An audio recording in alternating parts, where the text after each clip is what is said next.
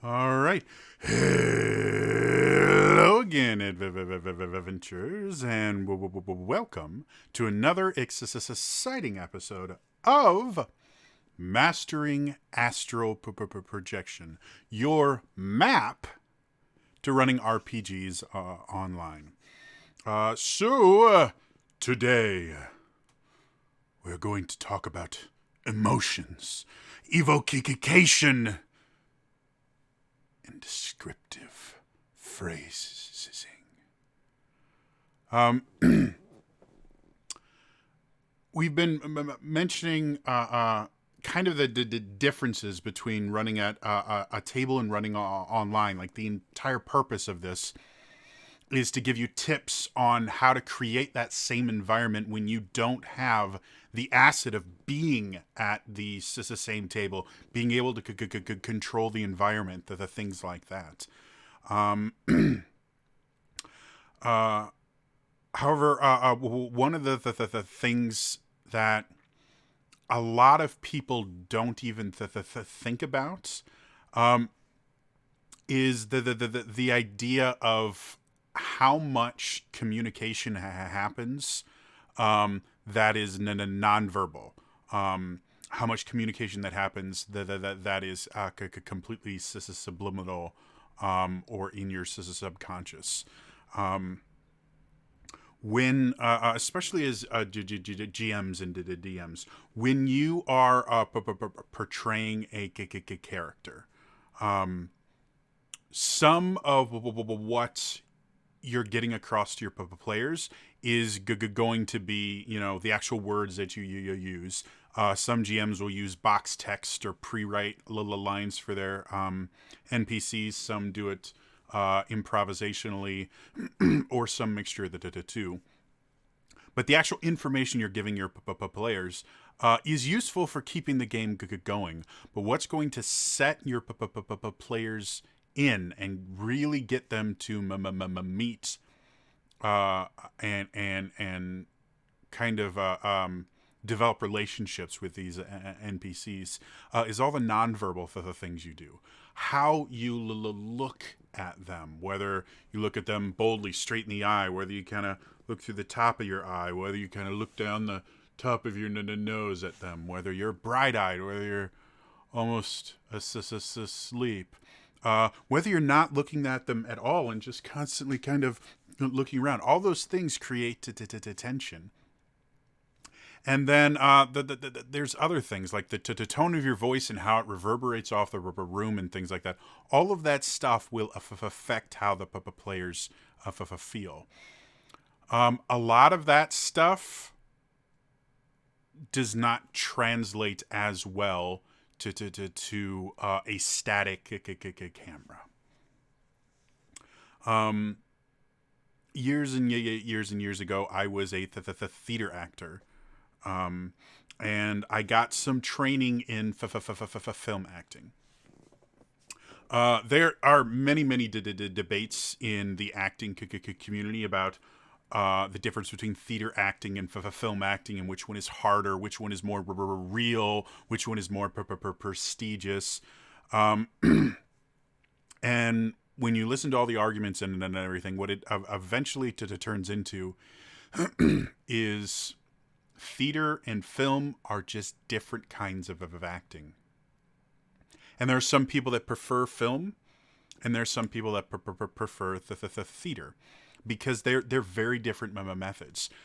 Because we are using cameras for this, a lot of people would think running a game online is much more akin to film acting, whereas running in person would be much more akin to the theater acting, since you have a live audience there. And I would argue the exact opposite. And what I mean by this, if you studied film acting, and especially if you've studied directing specifically, film acting in general, because the camera can get very close and can notice things that when you have a live audience that's sitting anywhere from 20 to 30 feet away to maybe over 100 to 150 feet away, depending on how large the theater is. They're not going to notice a little smirk at the corner of your mouth, or shifting your eyes a little bit. On camera, though, the camera can pick up all of those because it can get into these really tight shots. It can get the perfect angle. And the camera is going to add as much to your performance as a film actor, as the actual performance itself of the actor. It's one of the reasons why cinematography has awards and things like that, because it massively changes how the final product is, and directors have a massive say over that, because they will be the ones that decide on the shots that you're going to take, and they make the big plan, and then the cinematographers could come in and they actually take the shots, and so it's this very large collaborative process. When you are using a static camera that you generally don't have a lot of control over, it just sits there. It's not really acting like a film camera. You're not really acting on film. When you do the theater acting, you are taught to be bigger than normal. One of my favorite examples of this was when I first started learning stage combat. I love stage combat. I find it fascinating. But one of the things they taught me in my first class was stage combat has to be bigger. Things that work in actual combat don't work in stage combat, because you are translating it to people that are significantly farther away.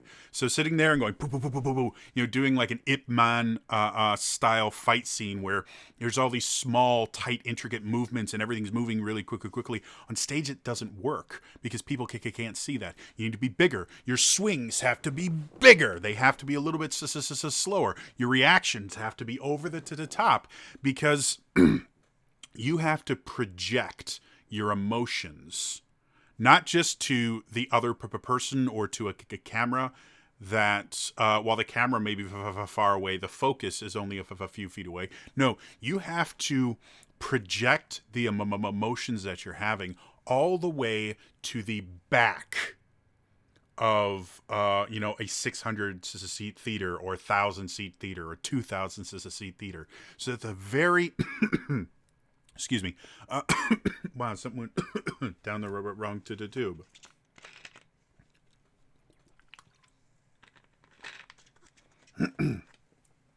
Much better. So that the person sitting in the very back can get what it is that you're saying, because actors speak in emotions. As much as, again, the study of acting is unbelievably complex. And it takes a lifetime to learn most of it.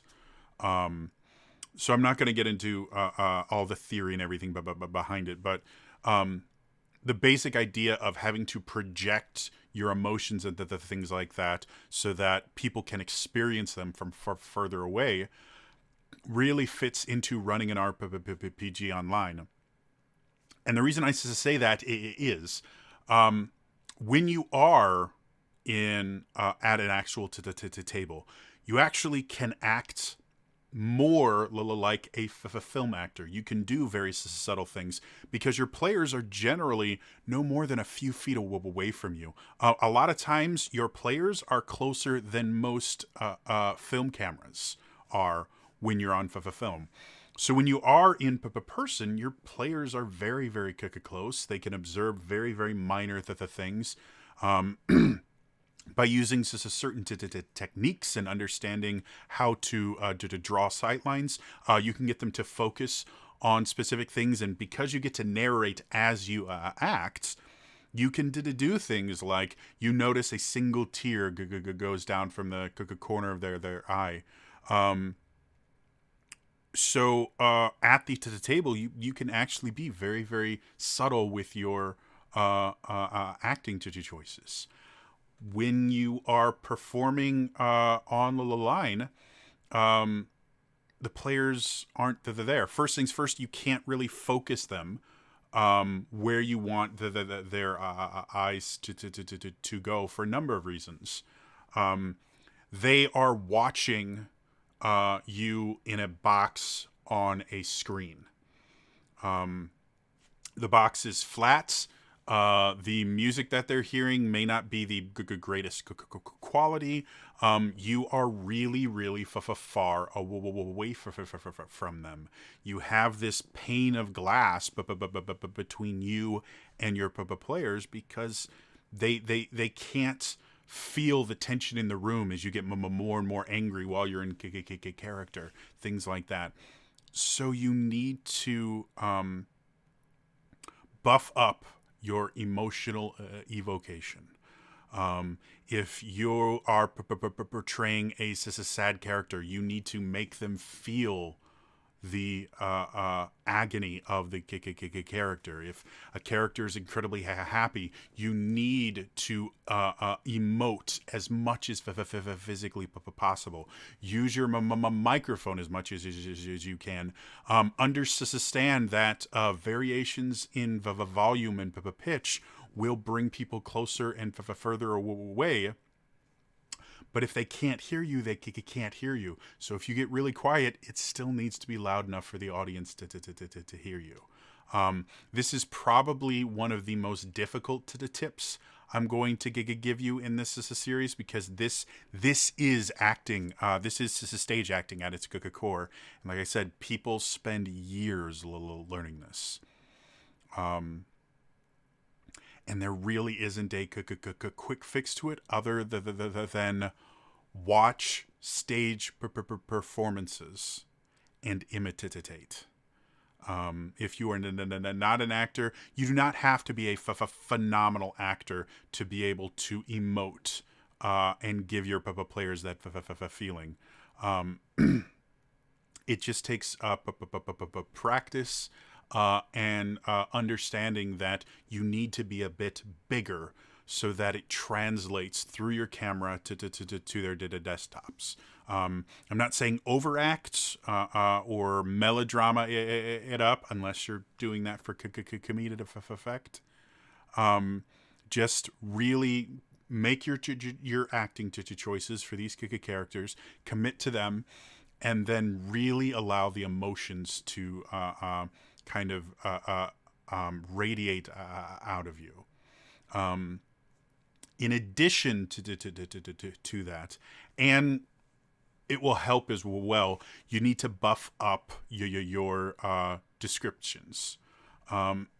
Again, at a regular tabletop, you might have a 3D map in front of you so they can see everything.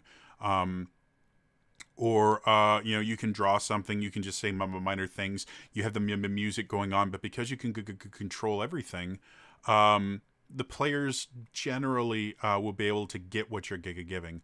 When you can't control everything, adding more descriptive text and using better descriptive words are going to make a massive amount of difference.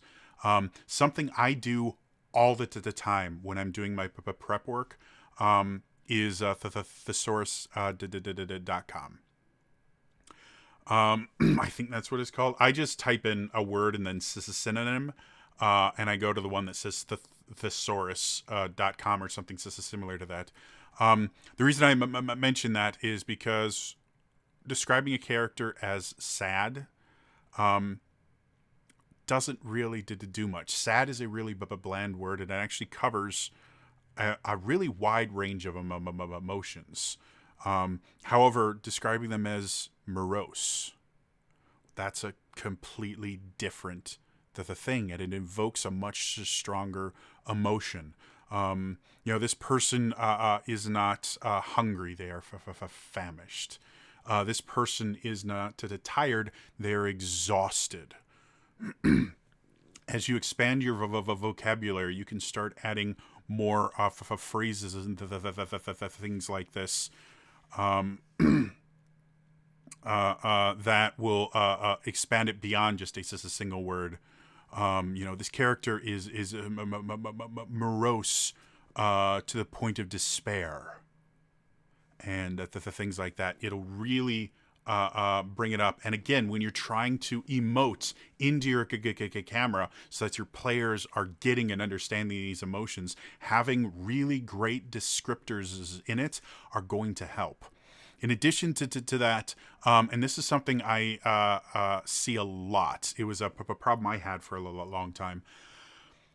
A lot of the DMs focus on visual descriptors. They describe the scene and what the players see. They don't describe what the players feel and experience. Now, I would be very careful about telling your players how their characters feel. Really, the players should be able to choose how their characters feel in any specific situation, and you can offer guidance of, well, these are the experiences your character has had. How would that make your character feel? But that should be theirs. But everything else about how they're experiencing the world, we do not experience the world entirely through our vision. In fact, our vision is a very, very small part of how we experience the world. Our sense of the touch. When you walk into a room, you immediately will feel a difference in the atmosphere. I know that for certain because of how our ventilation in this house works. My room generally tends to be a different temperature than the rest of the house. It's not always colder. It's not always hotter. It's almost random. But you can walk through my door and be in a completely different environment. You can feel it on your skin. The air feels differently. And you have all experienced that many times before. Walking from your main floor down into a basement, you will feel the air get heavier, depending on whether it's finished and how great your basement is. It may feel more humid there, or maybe going from upstairs in a building to a lower level, or going from a room that doesn't have air conditioning on into a room that does. You will constantly feel these changes in the atmosphere that you feel on your skin. So let the players experience that. Describe what the room feels like.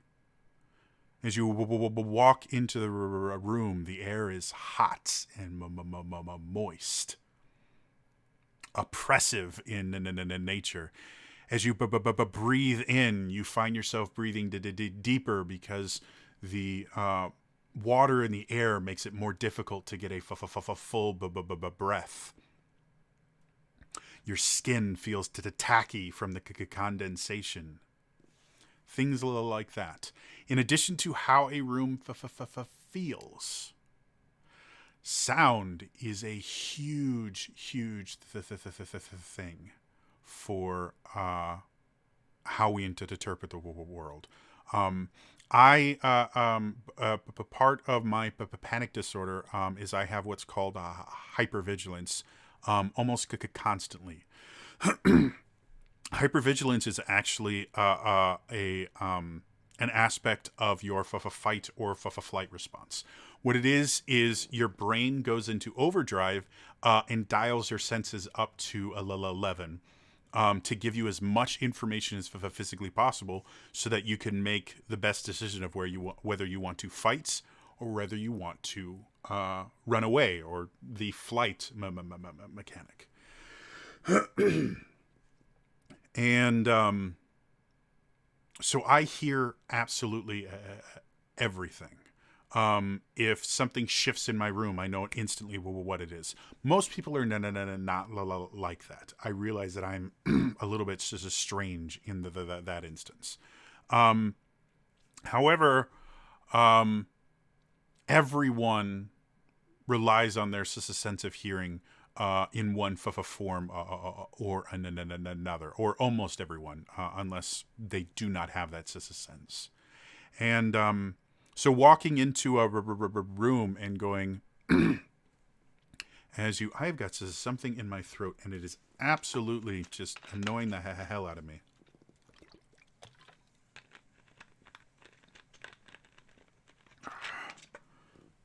Excuse me for just a second.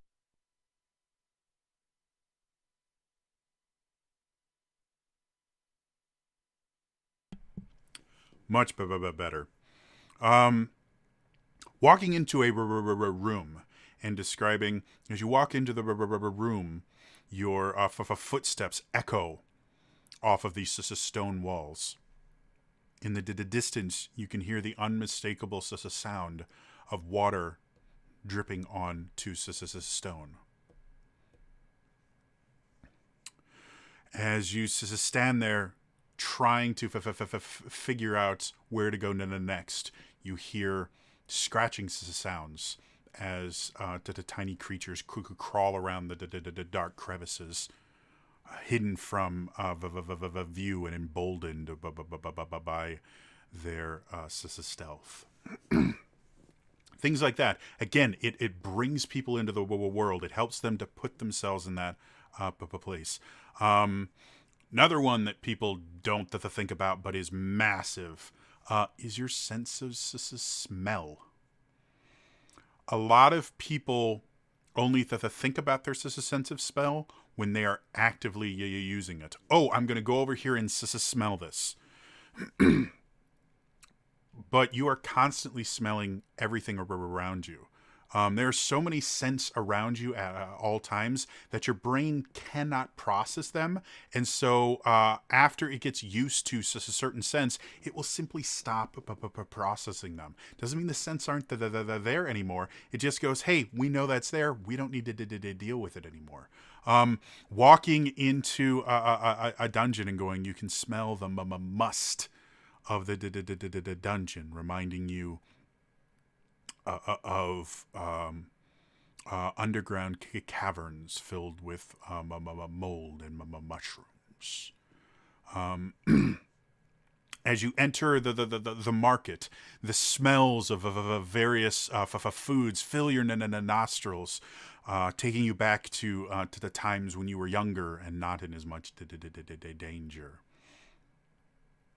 As you enter the dragon's lair, the strong scent of sulfur almost makes you gag.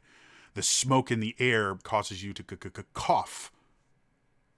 All of these things, again, create a much bigger, more complete picture. And the last one that a lot of people won't think about, because, again, you only think about it when you're actively using it, is taste. I strongly recommend against having your players go around licking the walls of the dungeons. It's just a bad idea. That's how you get really bad things happening to your players. However, even when you're not actively going up and licking things, you taste the air all the time. A lot of people don't realize it. But simply describing something like, as you step outside into the dry, arid air, you can feel the saliva in your mouth drying up, making you try to swallow as much as you can. You can taste the sand and grit in the air. Or going into a forest, as you go through the scent of rotting trees fills your nostrils. You can almost taste the fungus growing on every single log and tree. Things like that are just going to up it. Taste is probably going to be the last thing you use, but it's still a useful thing to describe. In general, when you're describing a location, try to use bare minimum 2 different senses every time you describe an area. Use sight and smell, or sight and touch.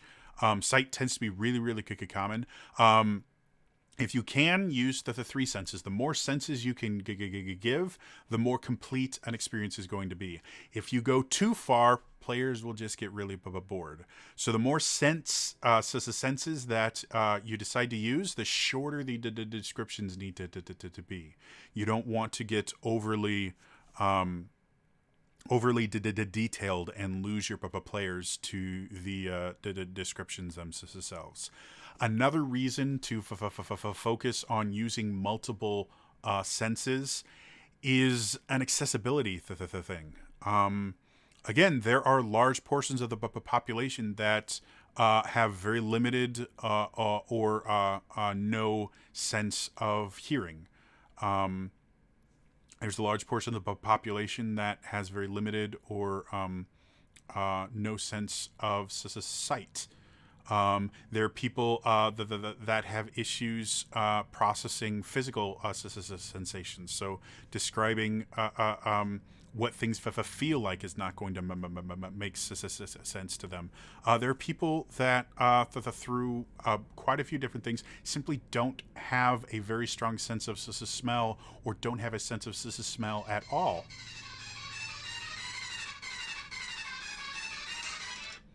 That would be my phone. So by using multiple senses when you describe something, you're going to run less and less into the issue of players not being able to relate to it. Yeah. Wrap up.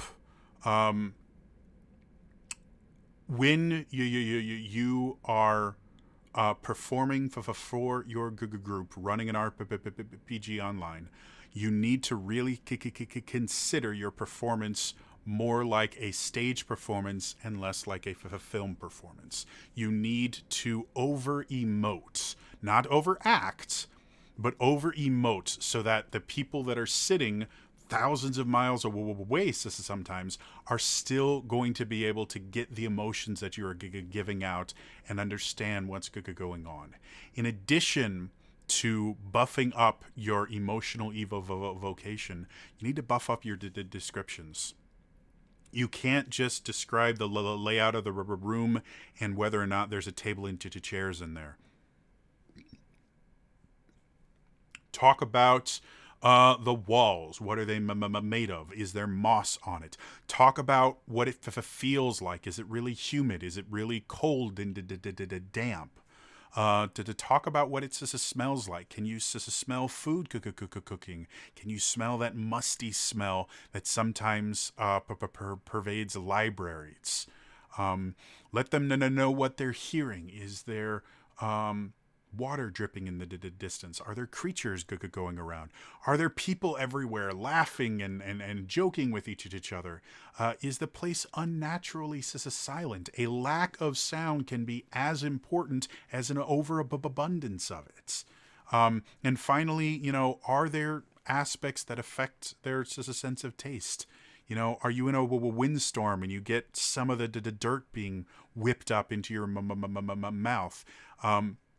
Are there clouds of fungus or anything that you might be able to taste, or are senses so strong that they evoke a taste reaction, with both of those senses being very closely tied together? All of those things are going to make it that much easier for your players to really focus and get into your online RPG. You and your players are going to have a much more connected, intimate experience, like you would get at a table. Anyway, that's going to be all for me today. As always, if you enjoyed this, please hit the like button. Lets me know you liked it. It lets YouTube know you liked it. And if enough people let YouTube know you liked it, they may let other people see it and like it as well. In addition, hit the subscribe button. I am putting a ton of content out right now. It is 100% not sustainable. But for right now, hit the subscribe button, and all of that will go directly to your sub box. And in addition, hit the notification bell. Especially with the Daily December, I sometimes upload it really weird to times, and you may miss it, especially if you subscribe to a lot of channels. You may miss one of the videos, but if you hit that notification icon, you will get a notification, and you'll be able to make sure you get to see all the cool content I'm putting out. In the comments below, what is a situation either you've been a part of or you've heard of where a description or a performance just really made that session for you? Whether it was the DM or another player just really getting into their character, and letting you literally feel the emotions that they're experiencing, whether it was a DM or, again, another player that described something in such specific details that you could swear you were there with them. Let me know in the comments below. Otherwise, again, that is all for me today, and I will see you guys next time. All right? Bye-bye!